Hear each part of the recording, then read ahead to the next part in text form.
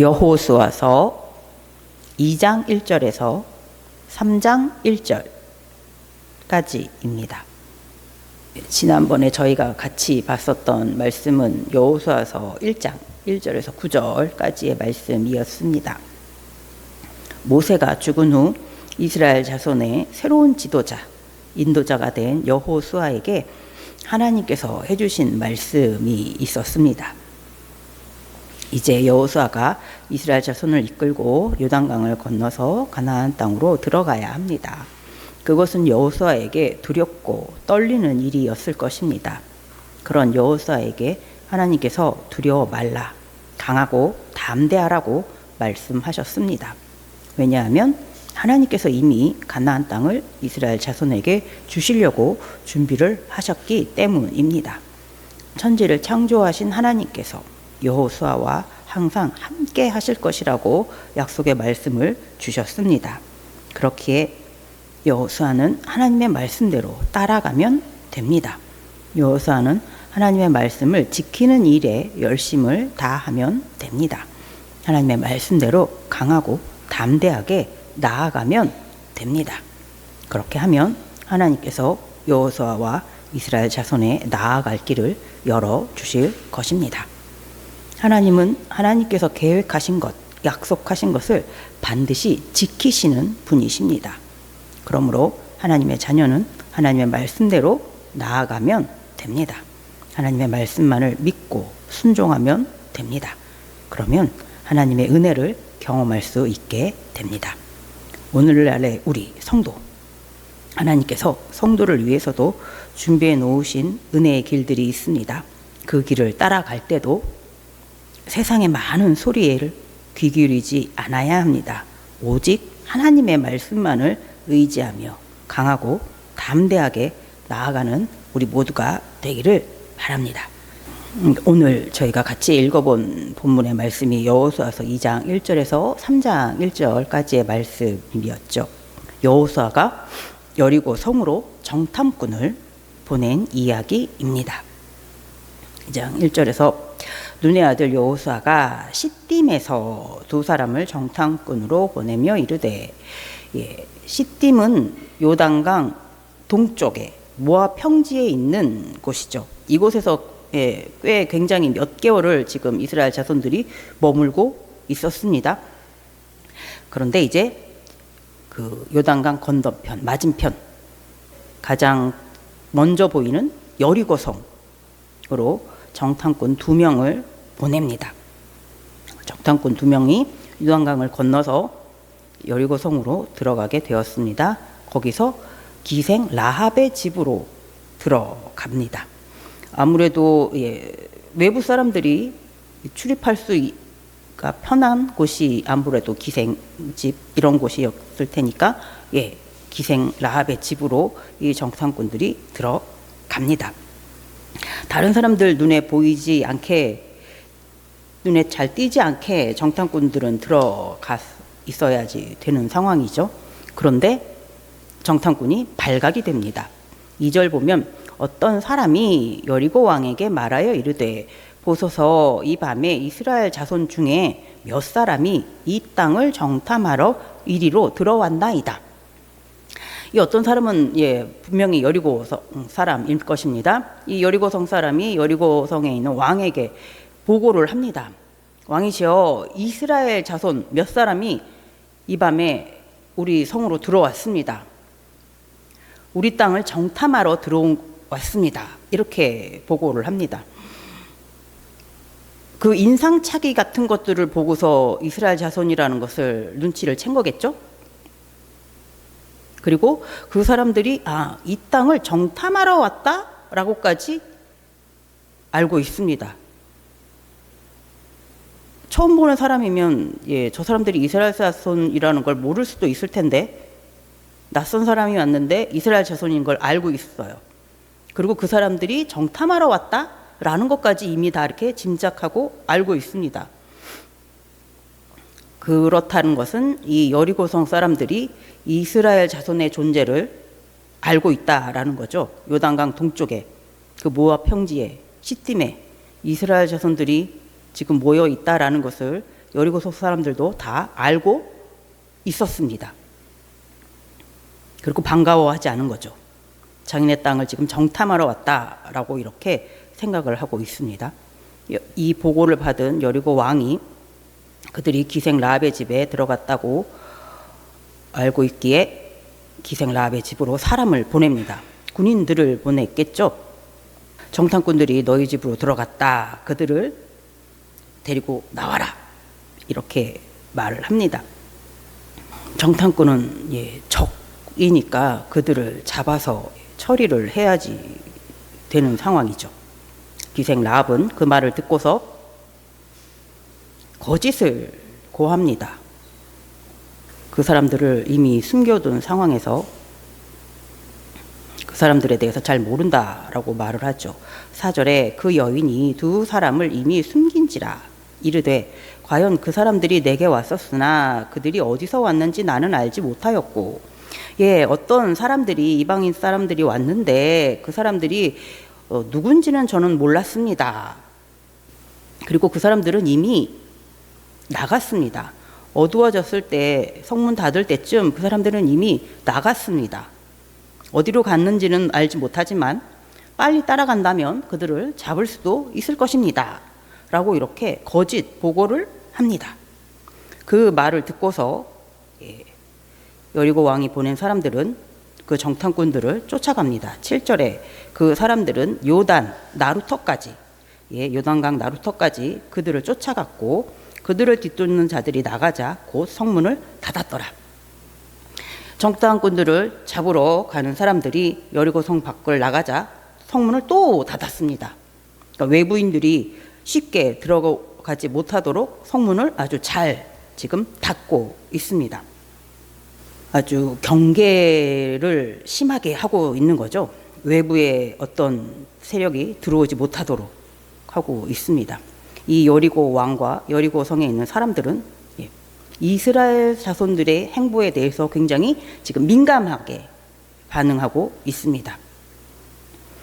왜 이렇게 예민하고 민감하게 반응하는지 이제 라합이 고백하는 부분을 보면은 이제 알 수가 있습니다. 9절에서부터 보면은요, 라합이 정탐꾼들에게 가가지고 이제 말을 하고 있죠.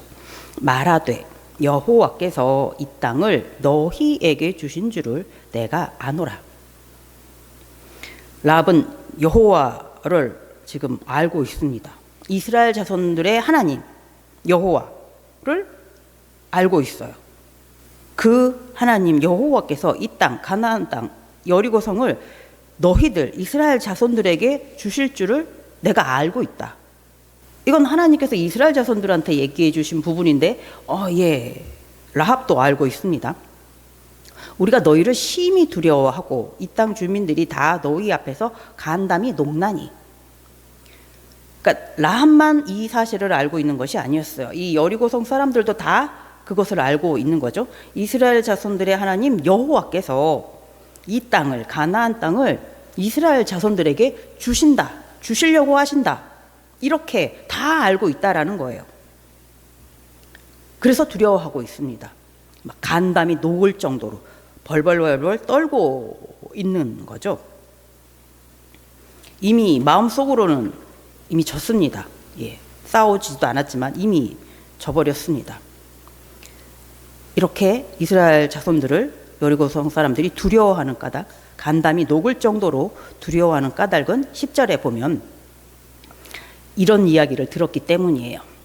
이는 너희가 애굽에서 나올 때에 여호와께서 너희 앞에서 홍해물을 마르게 하신 일과 이스라엘 자손들이 홍해를 건널 때 하나님께서 물길을 막으시고 바다 땅을 걸어서 이스라엘 자손들이 홍해를 건너게 하셨죠. 이 사실을 알고 있다라는 거예요. 홍해물을 막고 바닷속 땅으로 사람을 걸어서 그 바다를 지나오게 할 수 있는 그런 능력은 이건 사람이 할 수는 절대 없는 일이잖아요. 세상 모든 왕들이 다 모여가지고 자기네 백성들을 다 불러와가지고 그 물을 다 막을 수도 없는 일입니다. 이거는 천지를 창조하신 하나님만이 하실 수 있는 일이시죠. 그 하나님께서 이스라엘 자손의 하나님이신 거죠. 그 하나님이 이렇게 하셨다라는 것을 우리가 들었다. 그리고 너희가 요단 저쪽에 있는 아모리 사람의 두 왕 시온과 옥에게 행한 일, 곧 그들을 전멸시킨 일을 우리가 들었음이니라. 예, 이스라엘 자손들이 요단강 동쪽에 있는 헤스본 왕 시온과 바산 왕 옥과의 전쟁이 있었습니다. 그래서 다 승리를 했죠. 그래서 그 요단강 동쪽을 지금 르우벤 지파, 갓 지파, 므낫세 반 지파가 지금 기업으로 받았습니다. 그 일까지 다 알고 있습니다. 그 모든 것을 보아서 너희의 하나님은 정말 능력의 하나님이시구나라는 것을 우리가 다 알았다. 40여 년간 이스라엘 자손들이 광야를 지나오면서 요단강 동쪽에 머무르는 시간 동안 그들의 행보가 그 주변에 있는 사람들한테 이미 다 소문이 난 거죠. 이스라엘 자손들이 애굽을 나왔는데 어떻게 나왔다. 그들이 믿는 하나님께서 이렇게 하셨다. 어디에서 이렇게 하셨다. 어디에서 또 이렇게 하셨다. 소문이 다 났습니다. 그래서 그 말들을 듣고 11절 우리가 듣자 곧 마음이 녹았고 너희로 말미암아 사람이 정신을 잃었나니. 이거는 정신을 차릴 수 없을 정도로 너무 놀랍고 두려운 그런 일들이었기 때문이죠. 이스라엘 자손들에게 너희로 말미암아 정신을 잃을 정도로 이렇게 두려운 이유는 너희들의 강한 군사력 이런 것이 아니라 너희들의 용맹함 때문이 아니라 너희의 하나님 여호와는 위로는 하늘에서도 아래로는 땅에서도 하나님이시니라.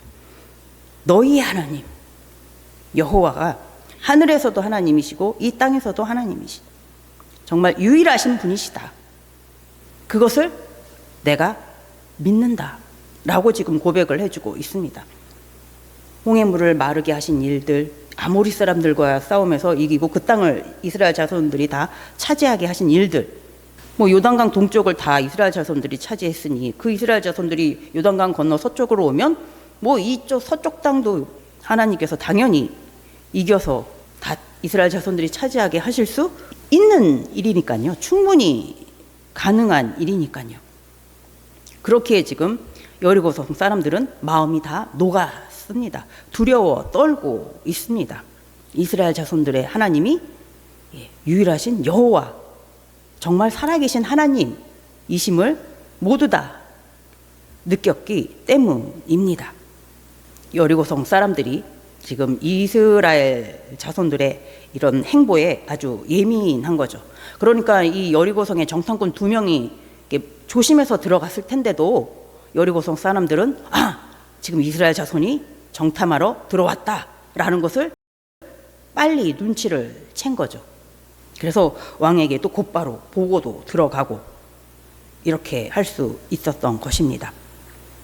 여리고서 사람들 그리고 기생 라합 모두 이스라엘 자손의 하나님 여호와의 능력을 아주 두려워하고 있습니다.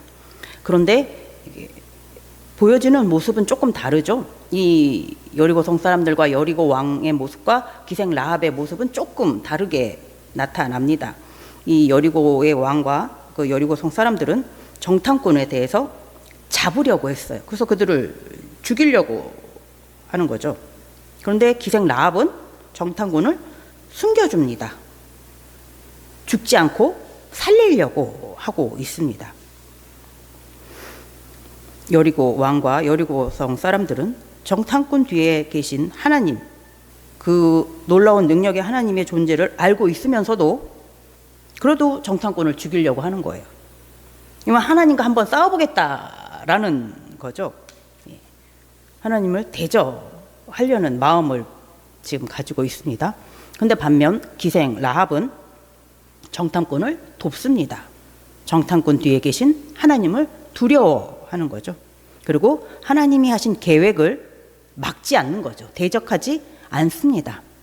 하나님의 계획을 따라가려고 합니다. 그래서 12절에 라합이 이렇게 말을 하죠.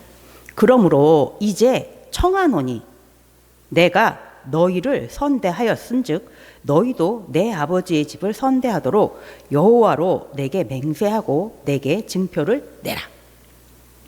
내가 너희를 이렇게 선대하였으니까 너희도 나에 대해서 선대를 해다오.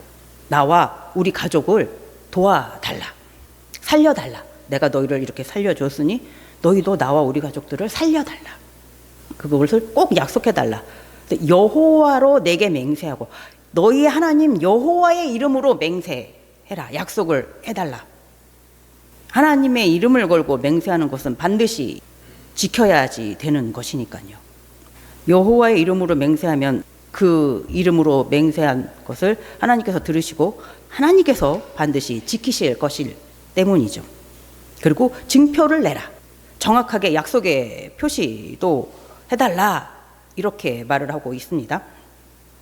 기생 라합이 정탐꾼을 숨겨준 것이 만약에 여리고성 사람들한테 발각이 된다면 기생 라합의 목숨도 위험해질 수 있습니다. 왜냐하면 적들을 숨겨둔 것이니까. 기생 라합은 지금 자기 목숨을 지금 생명을 걸고서 지금 정탐꾼들을 돕고 있는 것입니다. 그러니까 이 정탐꾼들에게 확실한 약속의 증표를 받아야 합니다. 살아야 되기 때문에. 정탐꾼들이 그 말을 듣고 이제 라합과 약속을 하죠. 자신들이 여기 왔다 간 것을 다른 사람들한테 말하지 않으면, 그래서 자신들이 무사하게 돌아가게 된다면 너와 너희 가족들을 안전하게 보호해 주겠다. 증표도 이제 보여주죠. 우리가 지금 나아가는 이 도망가게 되는 이 창문에 이 붉은 줄을 달아 놓으라 라고 약속을 합니다. 18절 19절 보면요, 우리가 이 땅에 들어올 때에 우리를 달아내린 창문에 이 붉은 줄을 매고 네 부모와 형제와 네 아버지의 가족을 다 네 집에 모으라. 누구든지 네 집 문을 나가서 거리로 가면 그의 피가 그의 머리로 돌아갈 것이요 우리는 허물이 없으리라. 그러나 누구든지 너와 함께 집에 있는 자에게 손을 대면 그의 피는 우리의 머리로 돌아오려니와. 이렇게 약속을 합니다. 너희 집에 너희 가족들을 모두 모이게 해라. 그리고 이 붉은 줄을 창문에 달아놓아라. 그러면 우리가 나중에 이 여리고성을 공격할 때 이 붉은 줄을 보고 이 집이 너희 집인 줄 알고 이 집 안에 있는 사람들은 모두 안전을 보장하겠다. 그러나 만약에 집 밖에 누구든지 나가게 된다면 우리는 그 사람의 안전을 보장할 수는 없다. 이 집 안에만 있으면, 이 붉은 줄이 달려있는 이 집 안에만 있으면 우리는 이 집 안에 있는 사람들의 안전을 보장하겠다. 이렇게 약속을 합니다.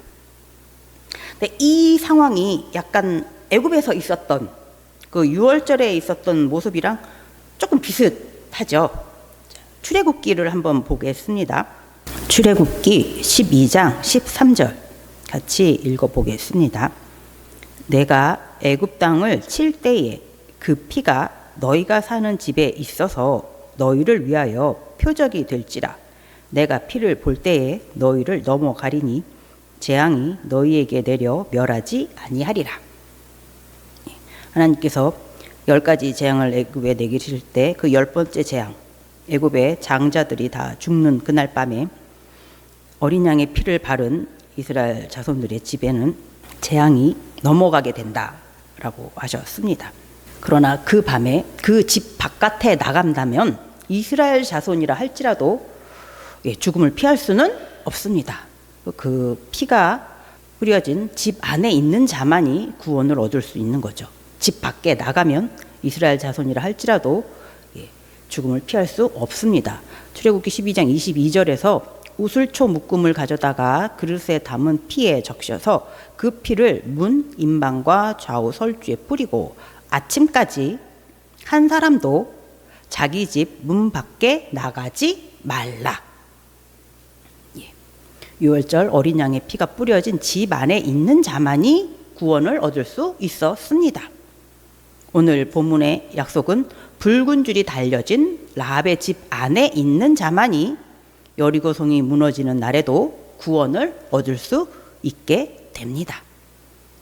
하나님께서 주신 약속 안에 있는 자, 약속의 증표 안에 있는 자는 구원을 얻을 수 있습니다.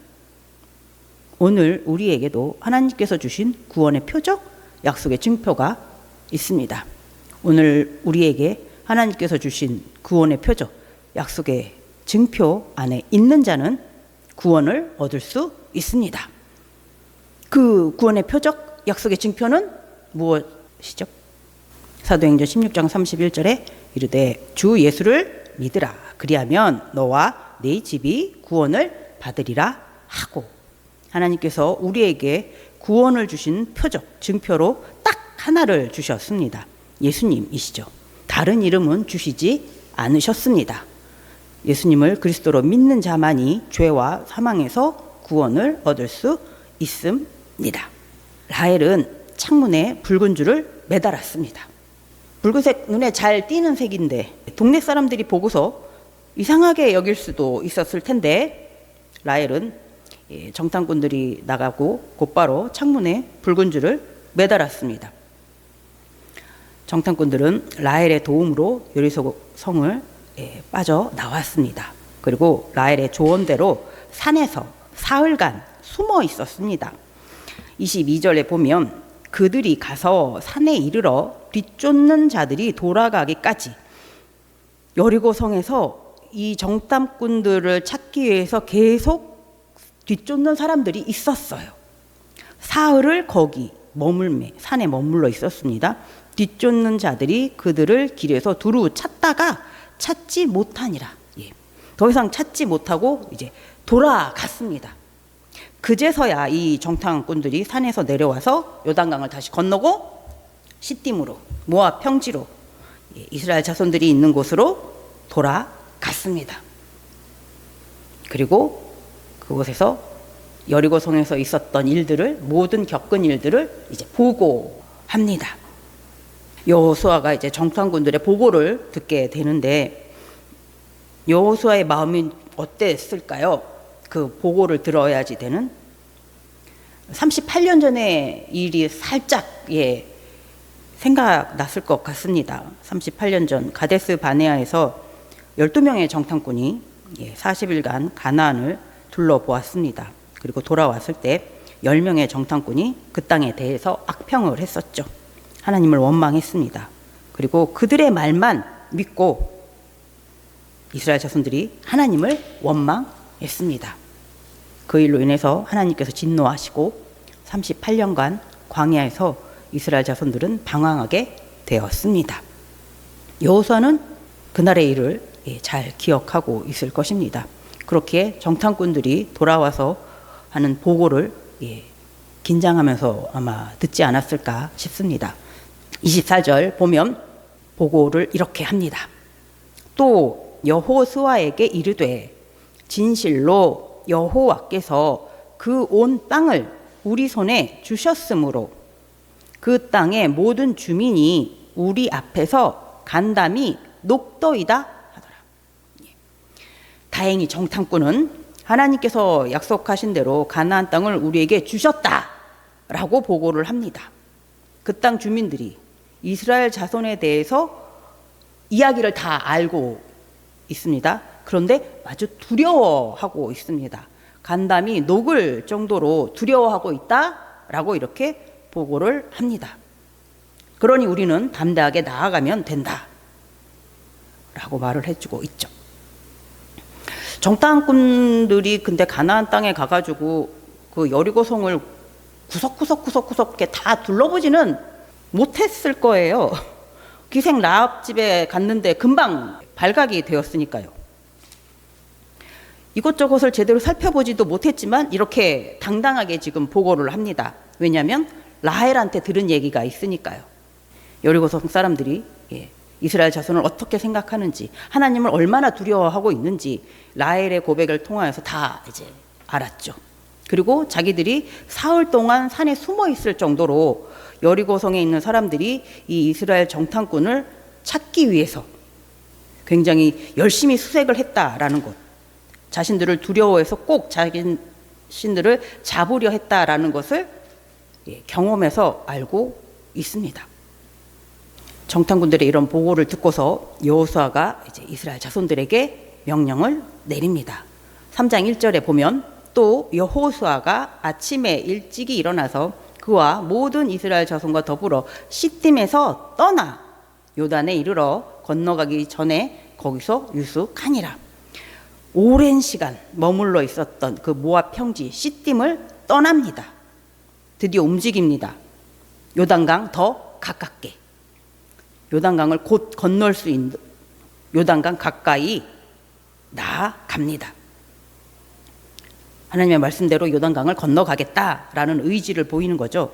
여호수아서 1장 3절에서 하나님께서 내가 모세에게 말한 바와 같이 너희 발바닥으로 밟는 곳은 모두 내가 너희에게 주었노니, 이렇게 하나님께서 말씀해 주셨습니다. 이 말씀대로 이제 여호수아는 이스라엘 자손들을 이끌고 가나안을 향하여 나아가려고 첫 발을 내딛었습니다. 오늘 본문에서 나온 이 두 명의 정탐꾼은 여리고성에 가서 많은 것을 엿보고 돌아오지는 못했습니다. 기생 라합을 만났고 그 집에 숨어 있다가 다시 산에서 또 사흘간 숨어 있었습니다. 그렇지만 여리고성 사람들이 어떤 마음가짐인지, 이스라엘 자손에 대해서 얼마나 두려워하고 있는지는 잘 알게 되었습니다. 그것은 아주 중요한 정보가 되었습니다. 그리고 기생 라합이 만약에 이 정탐꾼을 만나지 못했다면, 정탐꾼이 기생 라합의 집으로 들어가지 않았다면 어떻게 되었을까요? 나중에 이스라엘 자손이 하나님께서 여리고성을 공격하실 때 기생 라합도 죽었겠죠. 그러니 기생 라합이 이 밤에 정탐꾼을 만나게 된 것은 하나님의 은혜입니다. 내세울 것 없는 처지의 기생 라합의 삶 속에 하나님께서 구원의 밧줄을 보내주신 것이죠. 하나님께서 먼저 찾아와 주신 것입니다. 기생 라합의 삶은 우리의 옛 모습과 닮아 있기도 합니다. 가진 것 없고 보잘것 없고 내세울 것도 없는 그런 형편의 우리의 모습들, 세상 어느 한 구석에서 조용히 아주 쓸쓸하게 겨우겨우 살고 있었던 그때의 우리와 닮아 있습니다. 그리고 그때 하나님께서 먼저 우리에게 찾아와 주셨습니다. 하나님의 구원의 복음을 누군가를 보내셔서 우리에게 전해 주셨습니다. 요한일서 4장 10절에 사랑은 여기 있으니 우리가 하나님을 사랑한 것이 아니요 하나님이 우리를 사랑하사 우리 죄를 속하기 위하여 화목제물로 그 아들을 보내셨음이라. 하나님의 사랑으로, 하나님의 은혜로 우리는 구원의 약속을 잡을 수 있게 되었습니다. 구원의 증표를 받을 수 있게 되었습니다. 예수를 그리스도로 영접할 수 있게 되었습니다. 하나님의 자녀로 거듭날 수 있는 은혜를 얻게 되었습니다. 기생 라합과 같은 낮고 낮은 우리가 하나님의 자녀라는 거룩한 자리에 앉을 수 있게 되었습니다. 너무나 감사한 일입니다. 날마다 감사하며 살아가는 우리 모두가 되어야겠습니다. 그리고 또 지금 우리의 모습은 더 이상 기생 라합과 같은 처지는 아닙니다. 지금의 우리는 정탐꾼의 모습과 비슷합니다. 하나님은 우리를 언제 여리고성으로 보내실 수 있습니다. 하나님은 언제든지 우리를 세상 속으로 들여보내실 수 있습니다. 그곳에서 또 다른 기생 라합을 만나게 하실 수 있습니다. 하나님이 찾고 계시는 영혼, 잃어버린 영혼을 만나게 하실 수 있습니다. 누가복음 19장 10절에 인자가 온 것은 잃어버린 자를 찾아 구원하려 함이니라. 삭개오를 찾아서 예수님께서 가셨죠. 기생 라합을 찾기 위해서 하나님께서 정탐꾼을 보내셨습니다. 그렇게 또 다른 기생 라합을 찾기 위해서 하나님은 우리를 세상으로 보내실 것입니다. 하나님께서 보내실 때 담대하게 나아가서 하나님의 구원의 약속을 증거하시는 하나님의 일꾼들이 되시기 바랍니다. 구원의 증표이신 예수 그리스도를 증거하는 강하고 담대한 성도가 되시기를 바랍니다. 기도하겠습니다.